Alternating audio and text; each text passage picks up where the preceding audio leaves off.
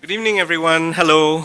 Welcome to the Lee Kuan Yew School of Public Policy. My name is Kenneth Paul Tan, and it's really my great pleasure to chair this evening's talk on household budgets for older people in Singapore. We have a terrific panel who are not yet on the stage, but they will be soon. And you can see their names on the board over there, and it's a wonderful collaboration on a very important topic. I think the work that they do is incredibly painstaking, and I'm told arduous as well. But what I feel very proud of, I suppose, is that we still have academics and colleagues who are willing to put in the effort. It's the kind of research that requires tremendous patience, a lot of sensitivity, I think humility as well, and above all, courage. And it's really inspiring for us to see this kind of research being done at a level of sophistication which is very admirable. And so these are colleagues who I absolutely respect and admire, and I'm looking forward to hearing what they have to say. But before we bring the panel up onto the stage, we have Ng Kok Ho to present the results of the survey. So, Kok Ho.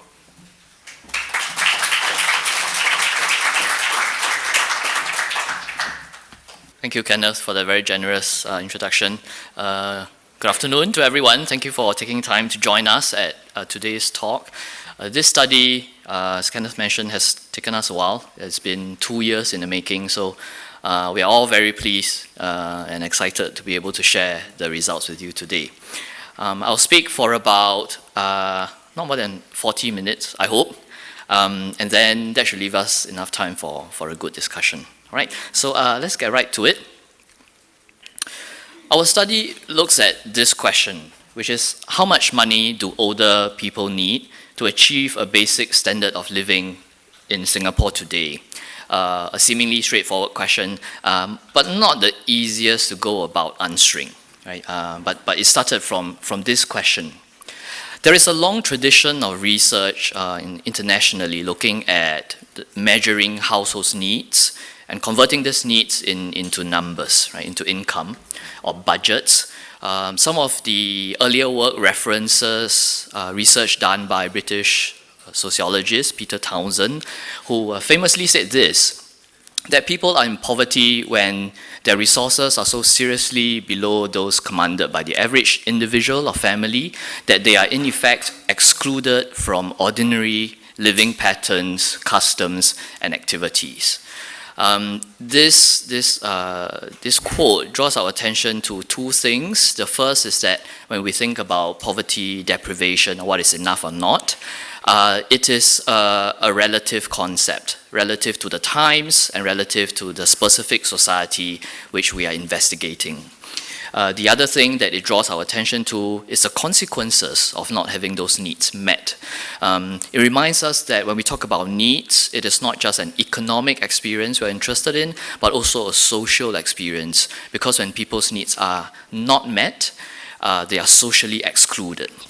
So a lot of the work on household budgets, in fact, comes out of some of this earlier theoretical thinking.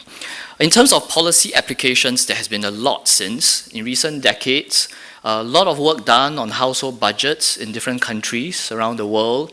In the 90s, there were expert-based budget standards that were done across the EU, in the United States, Canada, and Australia.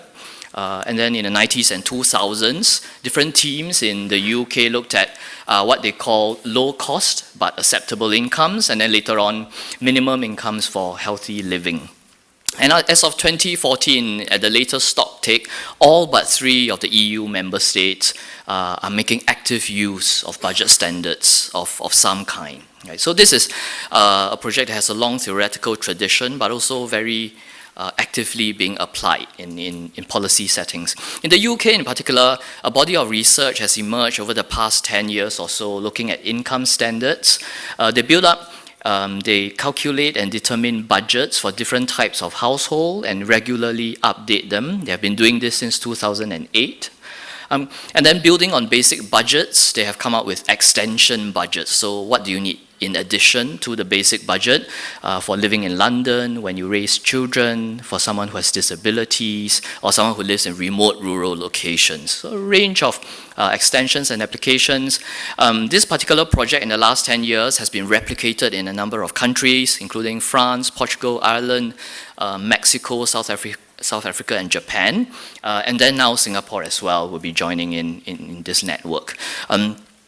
As of today, this body of research in the UK has found direct application in a campaign called the Living Wage Campaign. It's a voluntary campaign which encourages employers to sign up to paying people a living wage. This is a standard that's higher than the legislated minimum wage in the UK, but presently more than 4,000 employers have signed up, and collectively by paying the living wage, this is benefiting some 150,000 workers. So again, body of work has found very direct application. So if we are interested to find out how much money is enough, there are a few methodological options, right? Mainly 3 options. The first is to ask experts, right? So this is the expert consultation method. What do we do here? It's a straightforward approach. You ask people what are the scientific minimums in areas like healthcare or diet, and then you convert that into amounts, right? So fairly straightforward to implement, very efficient. The problem is that when it comes to spending related to social norms, it isn't clear who are the experts, right? For example, if you were to ask how much is a reasonable birthday gift, or how much is a reasonable contribution at a funeral, I'm not sure if there is an expert on this. So the expert consultation approach struggles a little bit when it comes to social customs. Second approach is a public survey approach, most often used to find out how much people actually spend, right? And then use that as an indication of needs. But of course, we know that expenditure is not the same as need. And if you look at different income levels, we should expect that people in the lower income groups may be spending below their needs, whereas people in the very high income groups are very likely to be spending above, right? So that is the issue. The third option is to conduct consensual focus groups. What these are is that you convene groups of people and then you give them a task, right? I'm going to be explaining that in detail. The shortcoming of this approach is that it's extremely resource intensive because of the length of those groups and the depth they go into. But huge benefits as well because it produces very rich detail. And by involving kind of ordinary members of public in those discussions, the findings will also reflect people's lived realities. So of these 3 options, our team opted for the third, which is to conduct consensual focus groups, right? So that was what we opted, consensual focus groups. The specific name for this approach is the minimum income standards approach. Right? And this is the approach that I mentioned earlier has been in use in the UK for the last 10 years. It has a number of benefits. Because of the length of time over which it's been used, it has been tested repeatedly in a range of different cultural settings, right? Those countries I mentioned earlier. So we were quite confident of its versatility as well as its robustness. It incorporates very rigorous checks. So although it's a consensual focus group method, it also incorporates expert consultation. So it brings in that first option that I mentioned earlier in the areas that most clearly have objective scientific standards, healthcare, nutrition. Thirdly, it can produce reasonable standards, so neither suboptimal or subsistence level, but nowhere near a luxury or extravagant. Right? So it's a way to produce reasonable standards. It is very participatory in nature and therefore consistent with the broader trend in Singapore towards engaging citizens in important social issues. And finally, it can be transparent and accountable. It lends itself very well to being shared with a broad public, right, because of the way the research is done and the kind of findings it produces. So the UK team make their report and data available online and so on. And so we have done the same, right? So at the end of today's session, I will show you directions to our website where you will find all our findings as well as data. So that's the approach. How do we implement it? It all begins by specifying household types because the amount of money a household needs depends, first of all, on who is in the household, right? So budgets are different for different types of household. So we chose to focus on these 4 types of households with older people. The first is a single person household, elderly man, 65 years old and older, living alone. Second type is elderly woman, 65 years old and above, living alone. The third type is elderly couple. And finally, for comparison, we also included a 4th type that is slightly younger. So 55 to 64, living alone, either a man or a woman. Yeah, so we have 4 household types. How do we go about the focus groups? 2 principles were very important when we were sampling participants, so recruiting people to take part in the focus groups. The key was to sample for diversity, right? Meaning that we had to have in all the groups people that represented a broad cross-section of society and that vary in ways that are relevant to what we were studying. So that meant that we looked out for, in the first wave of focus groups, we recruited participants who could speak English, Malay, and Mandarin, and then we conducted groups in these 3 languages in the first wave. Right? Subsequent waves were all done in English. We also looked out for differences in living arrangement because in each group, participants were asked to speak about a household type that resembled their own. So when discussing a single elderly man's household budget, people in that group were a single elderly man, for example, right? So we looked at we made sure there was diversity in living arrangement. We made sure there was diversity in socioeconomic background, and we used as proxies housing type, whether it's public rental housing, public purchase housing, or private housing. And we also use educational level as a proxy. And fourthly, we made sure there was some diversity in ethno-racial and religious background. Although we did not sample intentionally, I think it overlapped with the ethnic diversity. So our final group had a broad representation of Chinese, Malay, and Indian participants. So diversity was the key, so that the budget was one that would apply to any older adult in Singapore, right? Not just a particular subgroup. So diversity was key when we recruited people to take part in the focus groups. The second principle is saturation. Right? What do we mean by saturation? It means making sure that people have ample time and space to discuss the issue you're asking them to talk about. Right? And this chart that you see depicts the entire process of our research. It has a number of stages. Those with a red star are the focus groups. In between, there is some work that the researchers have to do that do not involve the participants. Let me take you through them. Right? In stage 1, we conduct the orientation groups. So what these are is that we ask people to talk about what they think the notion of a basic standard of living means, right? So we're asking people for what they think this idea means. We're looking for words for people's interpretations and people's understandings, right? This was the only way for focus groups that were conducted in different languages, English, Mandarin, and Malay. From all these various focus groups, we analyzed the themes in what people said, and then we constructed a definition, which I'll show you in a minute. Right? This is a textual definition of a basic standard of living in Singapore. It says what that means. This definition is key because it then serves as an anchor for subsequent focus groups. Right? So in stage 2, this is the most intensive of all the waves of focus groups. Each group lasts for 6 hours, right? It's more workshop than discussion group. It's full day, but we provide food and coffee and water, so everyone survived. So this is what we call the task groups. It's task groups because we really give them a very concrete task, which is that in order to achieve the standard of living as described in the definition that the previous wave of groups constructed, what are the things in a person's household that he needs to have in order to live that standard of living. So we do kind of an imagination or thought exercise with the participants. We say, imagine this, 2-room HDB flat, you're standing at the door. What does there need to be? Then they'll say, doorbell, padlock. So we add that in, and then now you're in the living room. What do you need? What does the person need to have for a basic standard of living? So they go through everything, and I do mean everything, right? So everything that costs something will be added to the budget. So there's furniture, there are fittings, light fittings, furnishings, decorations. When you walk into the kitchen area, appliances, utensils. You walk into the bedroom, more furniture, bedding, clothing. And then we don't just capture concrete kind of material items. We also ask about services, activities. Right? So we say, right, imagine now the person can't just live in the flat, right, for his or her entire life. They need to go out.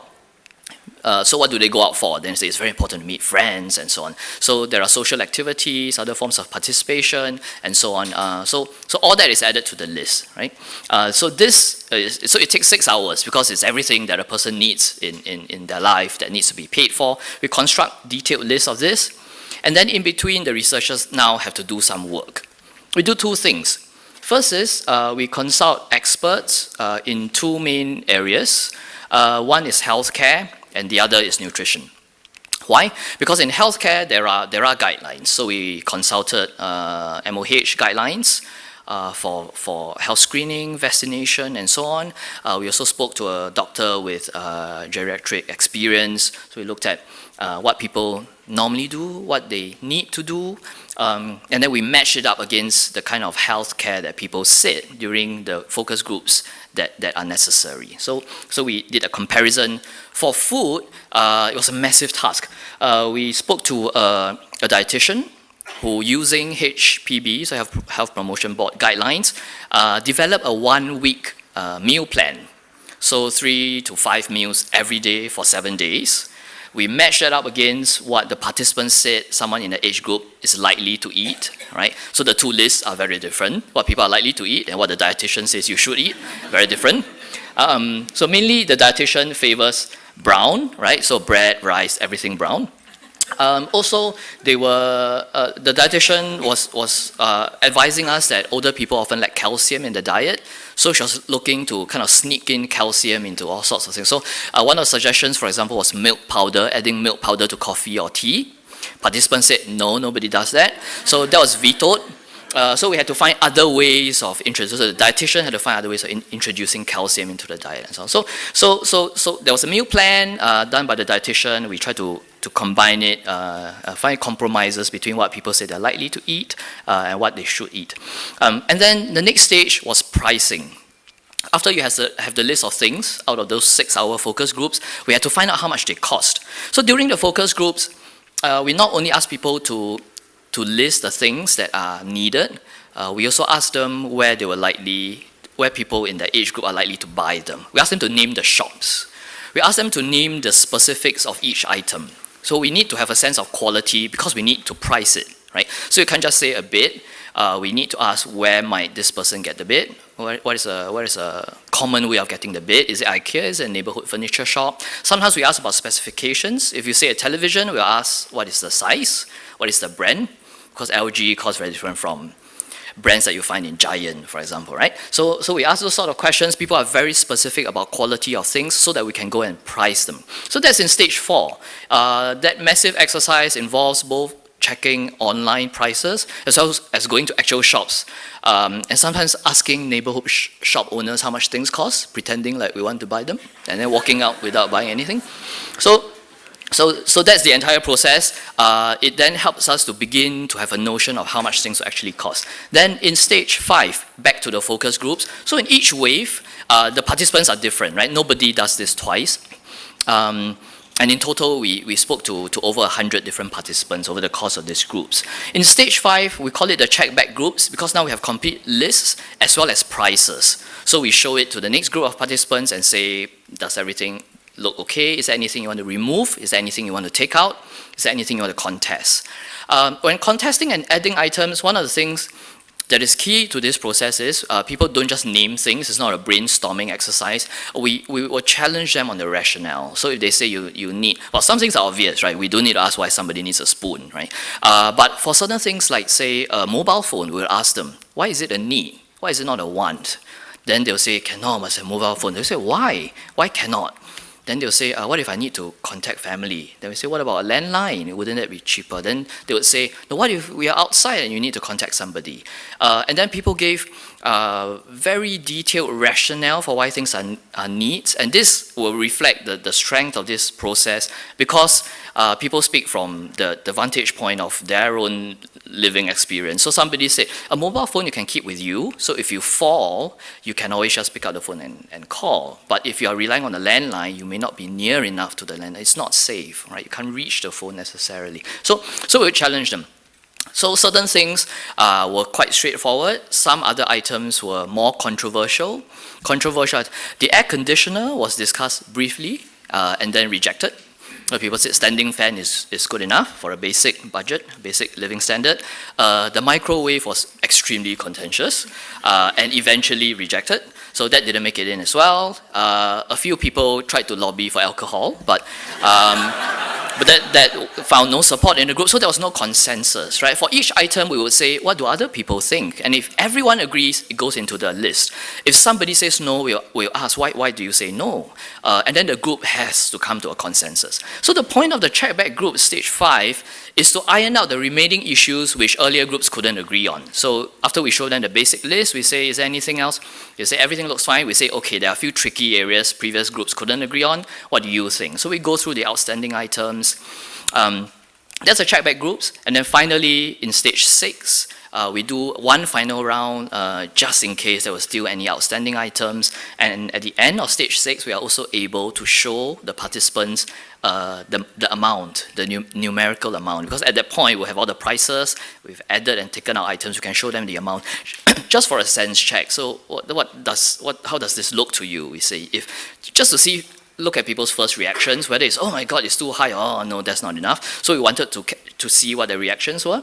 Mostly it was, yeah, this looks about right. So it gives us some confidence that there's some solidity in the outcomes. So this is a process. A lot of the research lies in the nitty-gritties, so the details of the facilitation and the techniques. I included some pictures here of the actual groups. So the average size of each group is about 8 people. As I mentioned, we make sure there was diversity. And then the main technology for these groups was flip charts. Right? We ended up with a huge stack of flip charts where we write down all the items, list reasons, brands, lifespan of items, and so on. And over time, we also learn different techniques like where to seat different people from different economic groups, how to encourage people to speak up and so on. Facilitation was really key.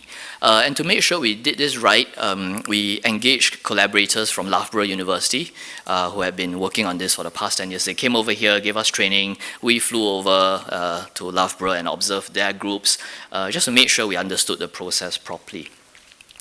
The other technology that was really important to this process was the use of case studies. Right?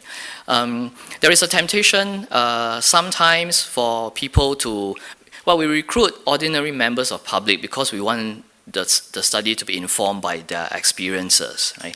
At the same time though, we wanted them to focus on what should go into a budget for all older people in this age group and not what they do in their lives. Right? So to strike this balance, case studies are really helpful. This is like vignettes, right? We say, for the groups talking about the single elderly men, we would say, look at this case study. Mr. M, imagine Mr. M is 70 years old, he's living alone in a purchased 2-room HDB flat. He's in reasonably good health. Now, let's talk about what Mr. M needs in his flat, and then we go, right?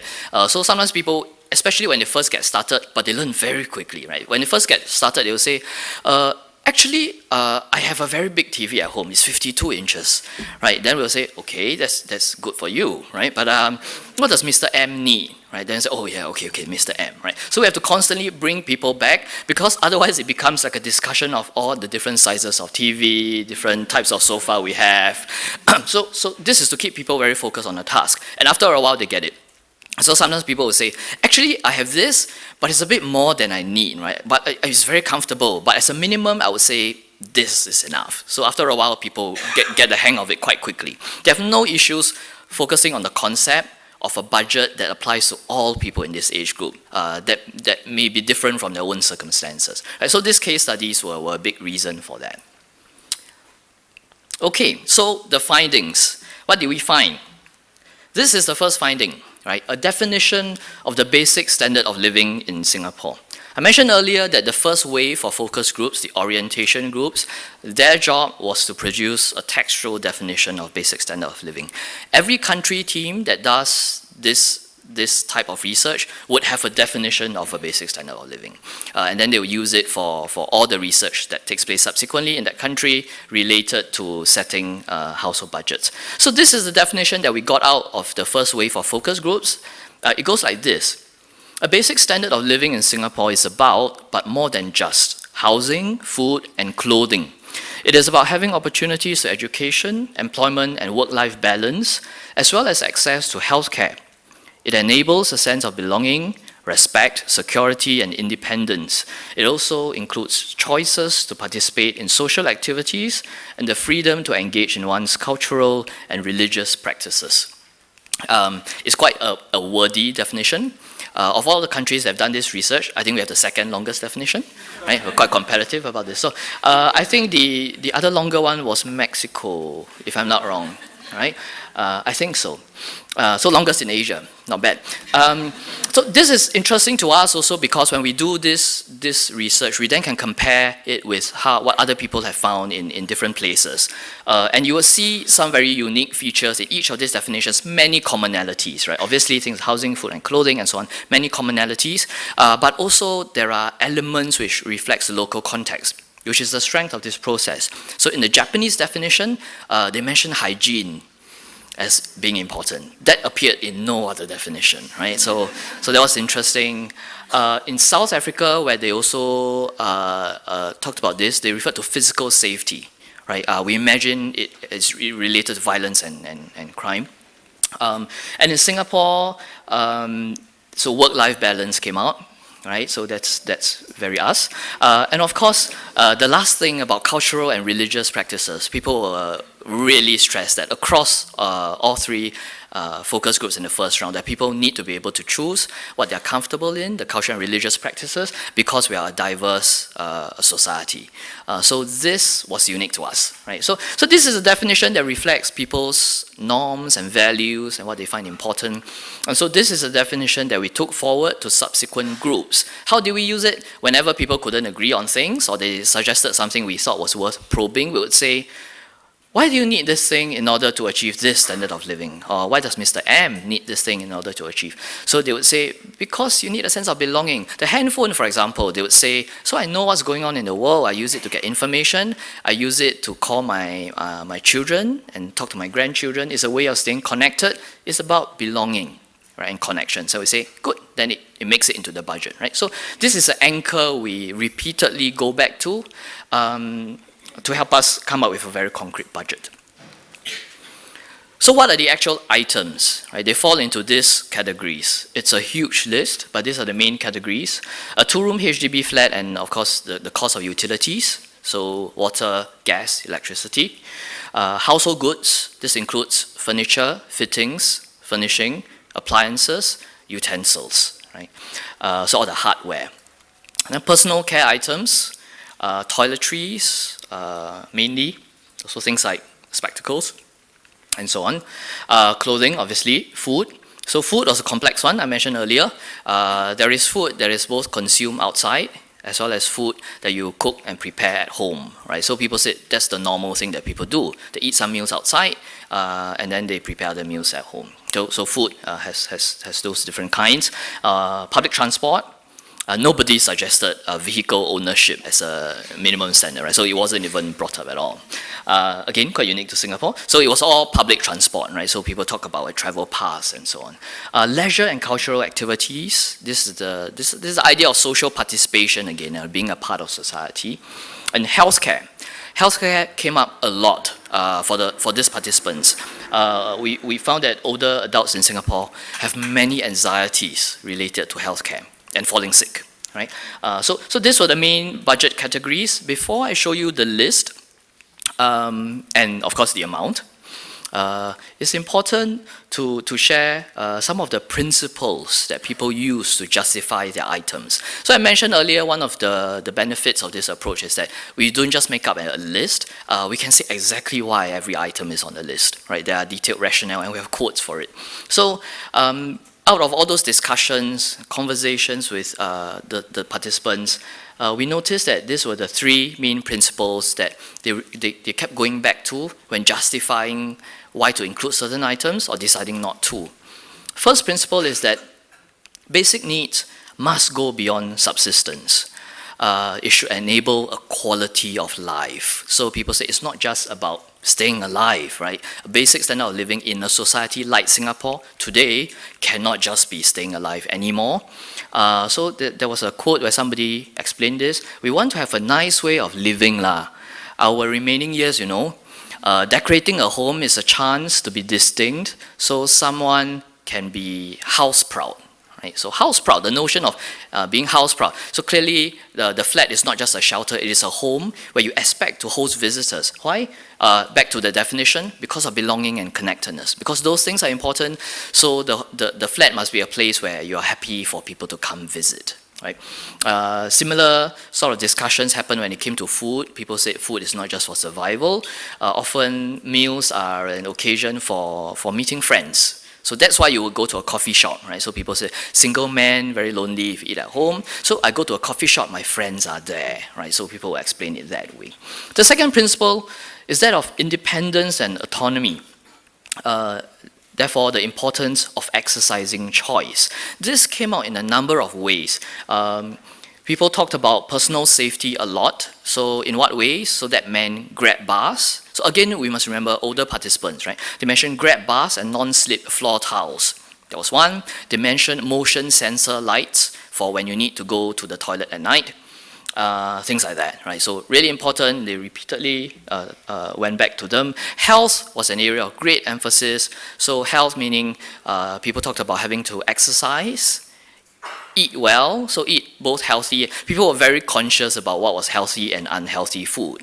That didn't mean that they didn't want the unhealthy food. They were just very conscious that there was healthy and unhealthy food, right? So laksa is in the menu. It's in the menu, but because they wanted that inside and a slice of cake, I think Wednesday afternoon slice of cake, therefore the dietitian had to take away something else from them, right? So maybe fishball noodle soup, right? To punish you for having laksa, right? So they have to do that. So health was a big theme.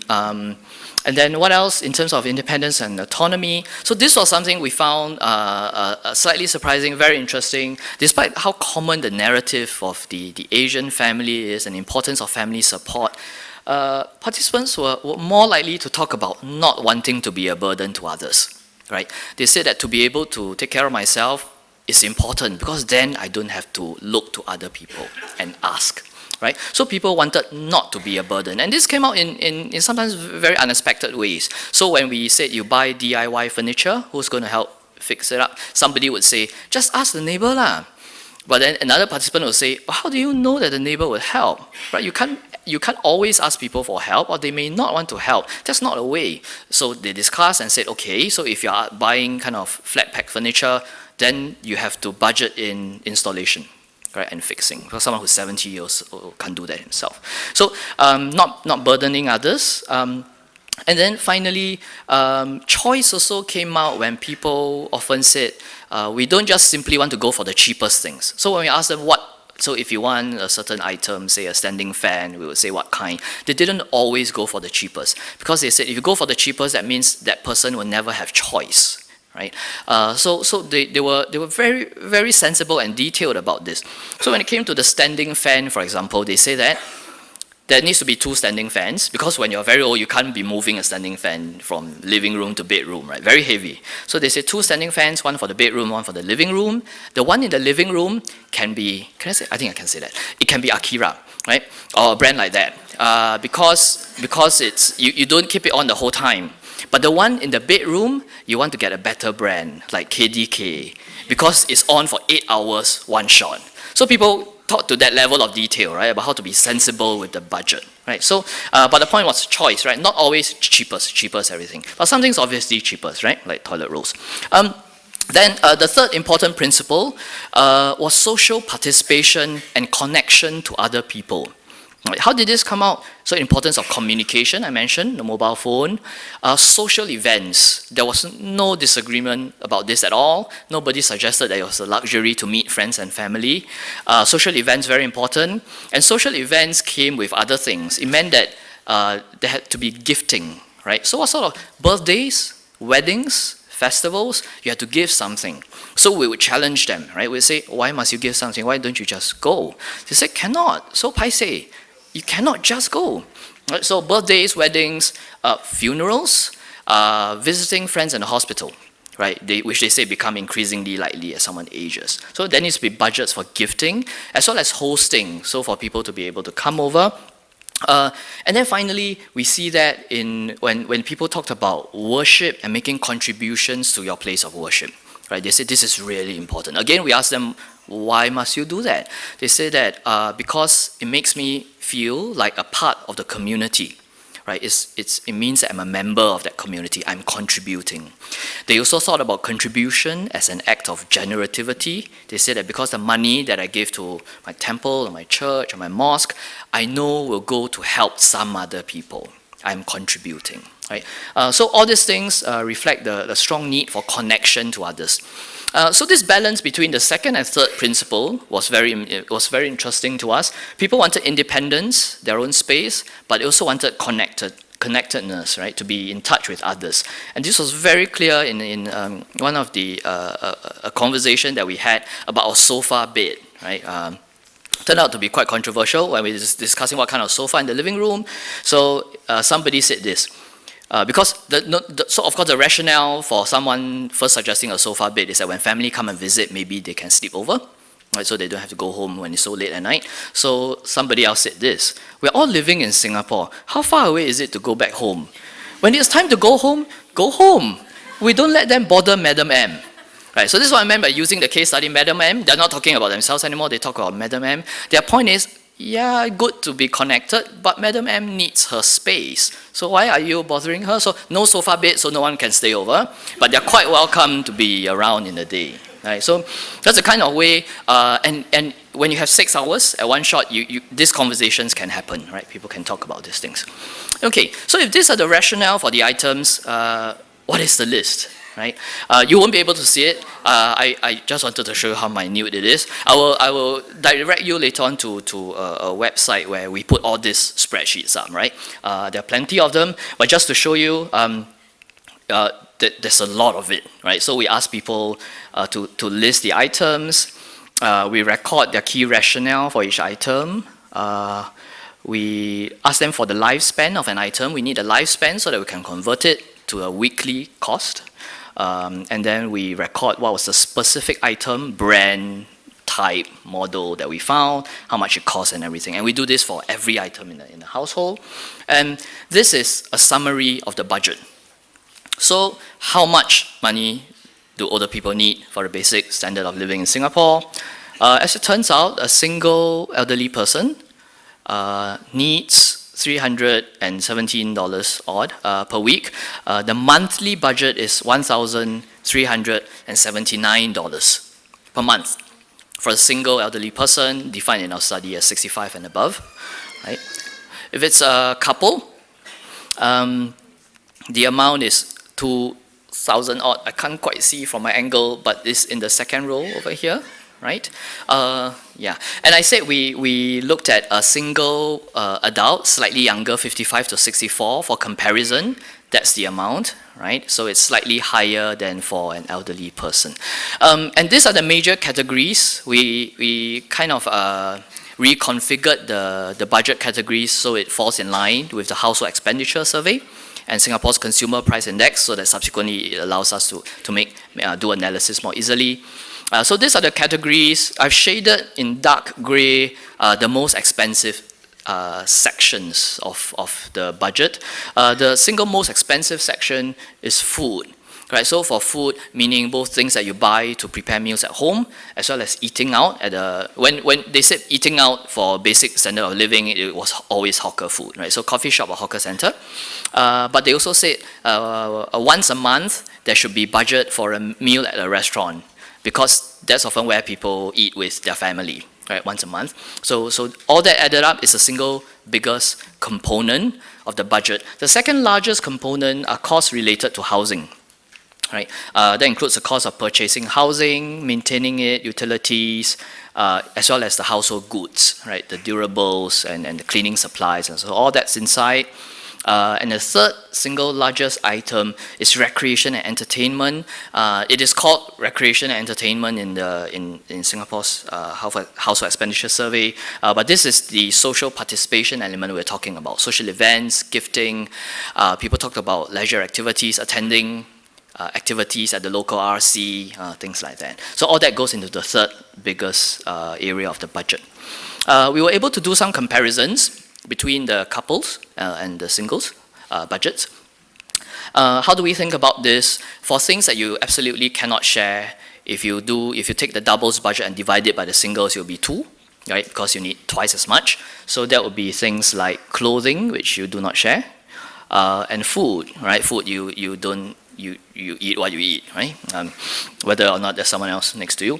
Then there are things that you do share. So the more that you share, the lower this ratio will be. So for things that you share completely, so for things that you don't need more of, just because it's a second person, it would be 1, right? So these were things like furniture, same, because furniture is primarily determined by the size of a living room, right? Not the second person. Of course, some cleaning supplies and so on. It's just slightly higher, right? So you just clean slightly harder if that's a second person, not twice as hard. And then we also looked at changes from the slightly younger budget, 55 to 64, to the elderly budget, the 65 plus budget. And it's generally a decrease, meaning that the budget for people who are 65 plus is on the whole lesser than the budget for people aged 55 to 64. Why is that? I've highlighted a few factors here. One is that the younger group is likely to eat out more. And of course, meals outside cost more than if you cook for yourself. Public transport costs more for younger people because they do not qualify for the concession pass. And then for social participation, the younger people also asked for a slightly larger budget. This rationale came out when we asked the older people what sort of amount they think is acceptable to give at different occasions. And people talked about how when you are elderly, people are understanding, they don't expect you to give such big ang paos, right? And they were also quite reasonable. They said that let's set a budget, right, an absolute amount, and then if in that year, it so happens that you're a bit unlucky and there are more wedding invitations than you expect, then they say, so be it. After the third one, you can't attend anymore. The budget has to be managed, right? And we also know that, of course, in a culturally diverse society, weddings do not cost the same. So they say you can either go to, 2 expensive weddings, or 1 expensive one, or 2 plus 2 cheaper ones.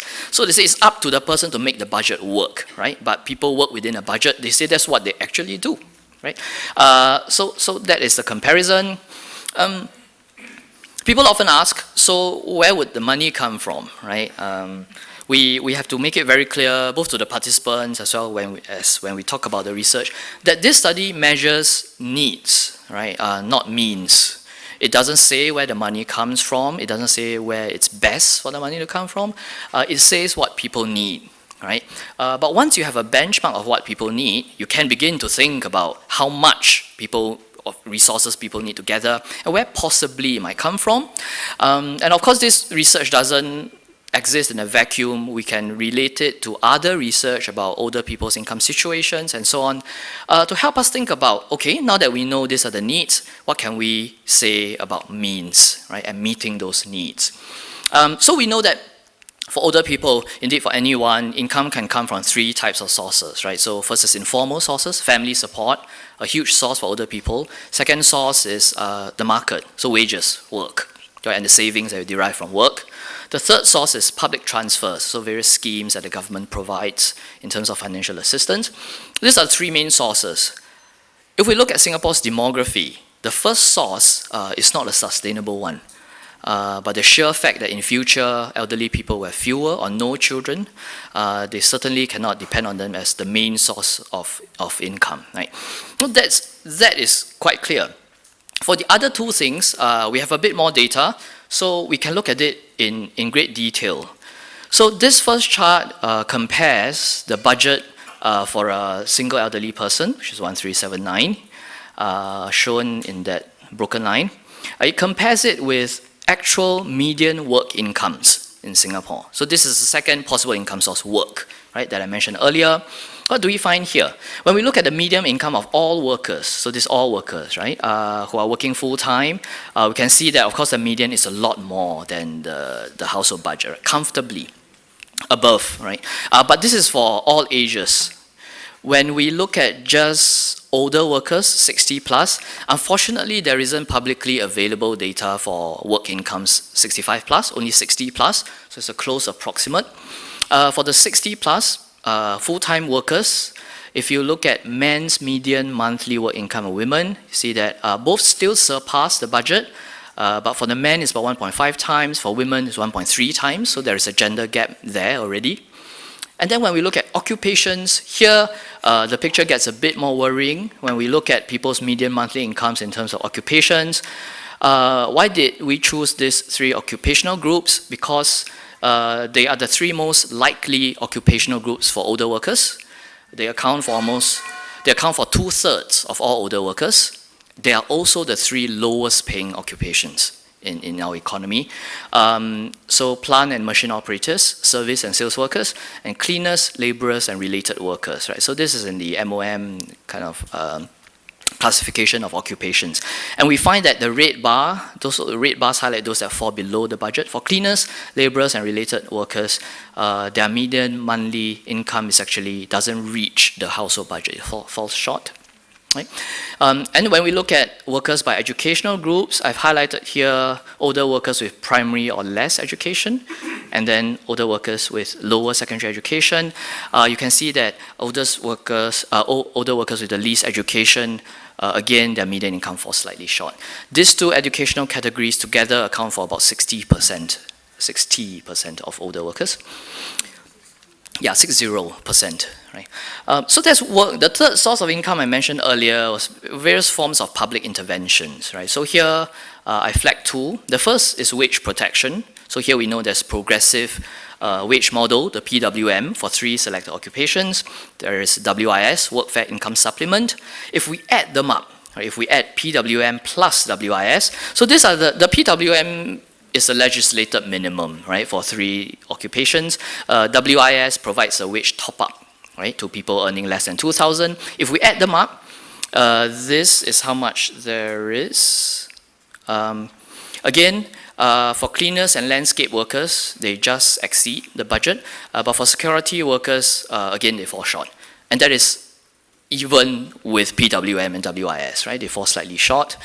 So there's wage protection for older people who are still working. What about for older people who have retired? Then we need to look at other schemes. We look at the CPF. CPF pays out two standard amounts now, depending on whether you're able to save the basic retirement sum or double that, which is a full retirement sum. If you save the basic retirement sum, you get about just below 800, right? Which is around 60% of the budget.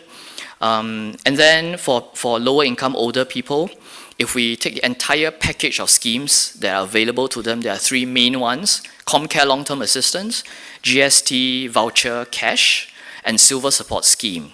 If we add all three of them up, it comes up to $700 odd, about half of the budget. And that's if you qualify for all three. The bulk of this $725 comes from the ComCare long-term assistance, which pays $600 a month, but to only 1% of the elderly population. 1%, because it's strictly means tested, which means this bar is not really realized for the vast majority of older people in Singapore. Right? So this is the overall picture, and with this benchmark, we can now have a sense of the gap that remains to be closed. So at the end of this study, how far have we come? Where do we go next? Right? Some of the lessons that the team ourselves learned was that ordinary members of society can agree on what a basic standard of living in Singapore means today. Right? They were very clear on it. They were very articulate about it, and they were able to reflect on it and then agree with each other. and they have very reasonable notions of what basic meant. Right? It was never wildly high or kind of insensibly low, never during the course of those discussions. The budgets that come out of this process, what is at stake here, right? It's a list of numbers, a list of things, but from the discussions we know that quite a lot is at stake, right? These budgets enable a sense of belonging, respect, security, and independence. They're also about participation, choice, and freedom, which means that whenever we take things off of the budget and when people fall short, in one of these areas, there is a compromise. The third thing was that understanding needs highlights gaps in means. Right? The study doesn't prescribe means, but it gives us a benchmark for thinking about those means and helping us to reflect on our current mix of family support, work income, and public transfers. Right?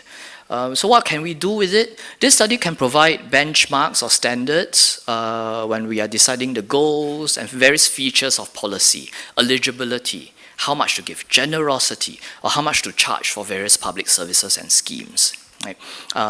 Very direct applications. And of course, this study has focused on older people. Right, but it's kind of incomplete without other types of household, right? So the team, I think the natural next step is for future research to both update these budgets because prices become out of date after a while, right?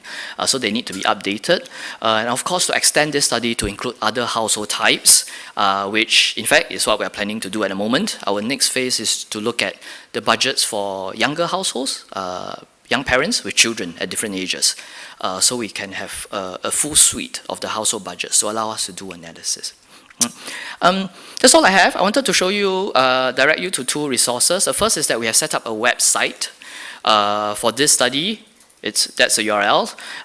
We will also have it on our school post-event website, the URL, so you can always go back to where you registered previously for the event. You'll find a URL. On the website, you will find the full study report. 70 pages long, but very engrossing, you wouldn't notice. So strongly encouraged to read it. So it's there to be downloaded. There are also other resources, right? Papers from other studies and so on. So also you're welcome to explore that website. And like I said, all the data is there. The spreadsheet of every item that went into the $1,379, every item is in there. And the very last thing I wanted to show you was an animation clip that we made that is now on YouTube, but we'll show it to you in a second, which we hope will help more people to get to know this research. So I'll let you watch it. It runs for about 3 minutes, and then we can have a chat.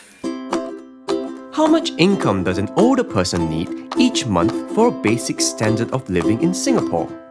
In 2018, we worked this out through Minimum Income Standards, or MIS, research. Here's how we did it. People from many different backgrounds gathered into discussion groups to agree on reasonable needs, neither extravagant nor too little.